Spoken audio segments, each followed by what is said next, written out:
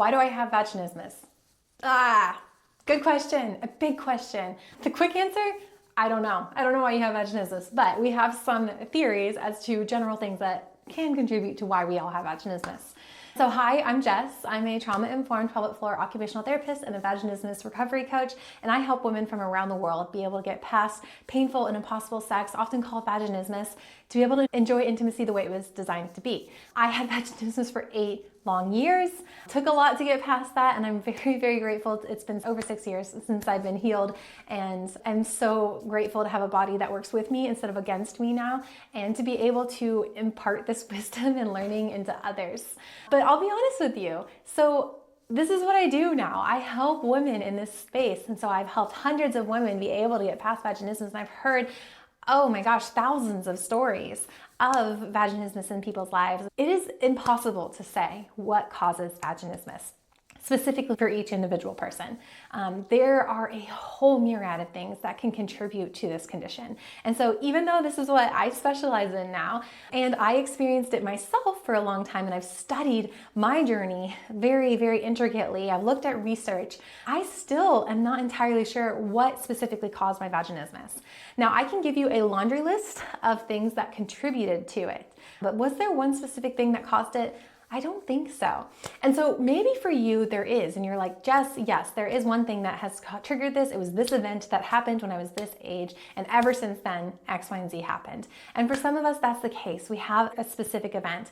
But for many of us, we don't know. There's a mix and a conglomeration of purity culture, terrible 10th grade sex education talks, not being talked to by our parents about sex in a positive way. There's body shame issues. There's shame with sex. There's feeling inadequate in the bedroom. Then there's things like chronic urinary tract infections can cause referred pain that can be masked as vaginismus. There's traumatic gynecological exams. There's maybe not so positive past sexual experiences. It can be shaming our vagina and just our whole womanness. Maybe you had started your period on the bus when you were in 8th grade and you had white pants on, and ever since then you've hated your body. Or maybe you tried to put a tampon in for the first time and it would not go in, and it was frustrating and struggle, and ever since then you've had to wear pads and miss out on going to the beach, and you've shamed your body from that. There's so much that can contribute to this. But the common thread is it's not often just a physical thing. Many people think that vaginismus is my vagina is too small or my vagina is too tight. And vaginismus does not have anything to do about vaginal canal size. It has everything to do about your body giving a response to something coming in. And so your vagina is perfectly equipped to be able to accept things in and also push out a baby. You're designed like that. The way, the structure, the tissues, the cells, all of that in your vaginal canal are very good at stretching. They're very good at taking big things in and out. And so I promise you, your vaginal canal is not too small, but it's too scared right now.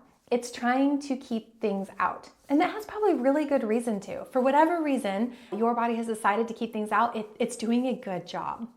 We just have to kind of help with that narrative about why it's important to bring things in. So do we need to get to the root cause of what caused your vaginismus? No. No, you don't. I didn't for myself. Now, it can be helpful if you can pick up on some themes, if you can pick up of maybe some lies you're telling yourself, maybe some reactions that happen, maybe there's a certain movement that he does when he comes close to you that sets your body off, and those things we can work through. But specifically, do you need to sit down and have this big aha moment of this is why I have vaginismus? No, you don't. You don't. Many clients get past vaginismus without having that root cause kind of addressed. And that's the approach that we want to take. And there's a time and a place maybe to dive deeper into the past, but I really think in order to heal, we take where we are right now and we take next steps forward. And we're going to move towards healing and not necessarily keep diving back into why we're here, but how we can keep moving forward. So that's the approach that we take. And if in that process of something comes up in the past, we deal with that. Maybe we'll see a professional licensed mental health counselor. Maybe we try EMDR. We're going to do something to address that deeper. Sometimes maybe even just journaling and doing some really good nervous system stuff can help us reprocess that. But we're going to support that if it comes up, but we're not going to spend forever trying to dig it up. If it comes, we'll deal with it. If it doesn't, we're going to keep going and keep healing. But I would encourage you to just explore maybe what are the current mindsets and thinkings I have about my body. What are some of the limitations that I have in the way I see myself, the way I see sex, sex, the way I see insertion of things, and how can I maybe love myself and give myself a hug right now in this moment as I move towards healing. So that would be my approach to why do I have vaginismus. Again, there's a million things, but let's just keep going and let's work towards healing. And if you are like, Jess, but I don't know what to do towards healing, let's chat. I would love to talk more about pain-free intimacy, what we offer, and how we've helped women get to that point of healing so that this can be your story too. I also love just hearing your story, what you've been through, what's worked, what hasn't worked. Just like be a shoulder to lean on to say like, hey girl, I've been there and me too. And you're not alone and you're not broken. Consultation calls are my favorite because it's a space that we can just feel so seen and so heard. So I would encourage you to go ahead and sign up for a free consultation and let's figure out how we can just get you past this and enjoy intimacy the way God designed it to be.